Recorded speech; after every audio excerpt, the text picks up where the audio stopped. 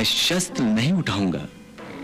नमस्कार दोस्तों, आज के वीडियो में महाभारत काल का एक महत्वपूर्ण प्रसंग डिस्कस करेंगे जो कि हमारे जीवन में काफी काम आने वाला और इससे हमको बहुत अच्छी शिक्षा मिलेगी। माय डियर फ्रेंड्स, लगातार समझाने के बाद भी जब युद्ध नहीं रुका तो युद्ध निश्चित हो चुका था महाभारत का।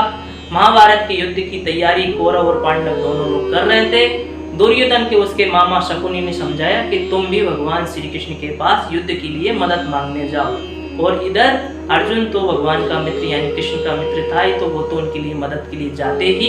लेकिन सबसे पहले दुर्योधन श्री कृष्ण के पास में मदद मांगने गए। उस समय श्री कृष्ण भगवान शयन कर रहे थे यानी कि सो रहे थे। तो सोता देखकर दुर्योधन उनके सिनारे के पास में ही कुर्सी लगाकर बैठ गया।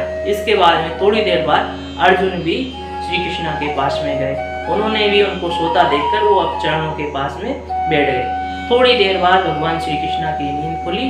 उन्होंने देखा अर्जुन को सामने बैठा हुआ पाया, और अर्जुन ने भी भगवान श्री कृष्ण से प्रणाम किया और अपना आने का उद्देश्य बताया। बोला कि भगवान युद्ध निश्चित हो चुका है और युद्ध होना जरूरी है, हम आपसे मदद मांगने आए। इतने में दुर्योधन भी बोल पड़ा कि हे श्री कृष्ण, मैं सबसे पहले आया था और मैं भी आपसे युद्ध के लिए मदद मांगने आया हूँ। लेकिन इस पर श्री कृष्ण ने बोला कि मेरी नज़र सबसे पहले अर्जुन पे पड़ी, इसलिए अर्जुन का पहला फर्ज बनता है कि मुझसे जो भी मांगना चाहे मांगे। लेकिन फिर श्री कृष्ण ने बोला, लेकिन मैं पहले ही क्लियर कर देना चाहता हूँ, आप दोनों मेरे अपने हैं और इस महाभारत के युद्ध में अस्त्र शस्त्र नहीं उठाऊंगा, यानी कि मैं युद्ध नहीं लड़ूंगा। एक तरफ मेरी नारायणी सेना होगी यानी चतुरंगी सेना होगी और दूसरी तरफ मैं स्वयं होऊंगा।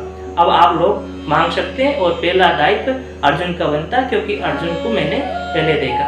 तो ठीक है, अर्जुन ने मांगा। अर्जुन ने बोला कि भगवान श्री कृष्ण, मुझे तो आपका साथ चाहिए, यानी पांडवों का सिर्फ आपका साथ चाहिए।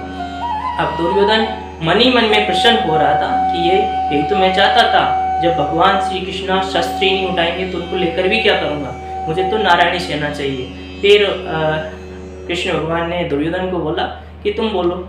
तो दुर्योधन ने बोला कि मुझे तो आपकी नारायणी सेना चाहिए। वो मन ही मन में प्रसन्न हो रहा था। बाद में उसके मामा शकुनी और कर्ण वगैरह मिले तो बाद में खुशी मना रहे थे, ठिठोली मना रहे थे कि देखो अर्जुन बेवकूफ़ है, जब वो युद्ध ही नहीं लड़ेंगे तो उनको साथ में लेकर क्या करेंगे।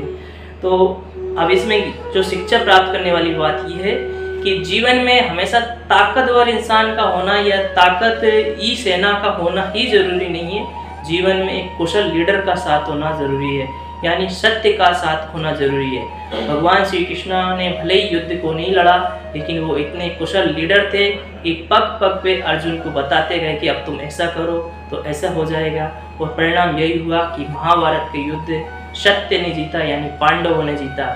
हमारे जीवन में भी हमको डेली ऐसे अनेक मौके मिलते हैं कि हम गलत का चुनाव भी कर सकते हैं और सही का चुनाव भी कर सकते हैं। हमको देखने में ऐसा लगेगा कि ये ज़्यादा ताकतवर है और ये चीज़ हमारे ज़्यादा फायदेमंद है, लेकिन असल में वो चीज़ नहीं होती। उसके पीछे छुपे हुए गहरे रहस्यों को पहचानना चाहिए।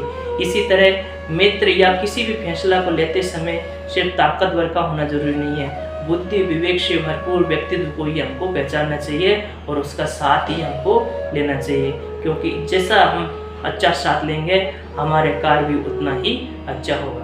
ठीक है फ्रेंड्स, ये स्टोरी कैसी लगी? अगर अच्छी लगी तो कमेंट करके जरूर बताइएगा। धन्यवाद।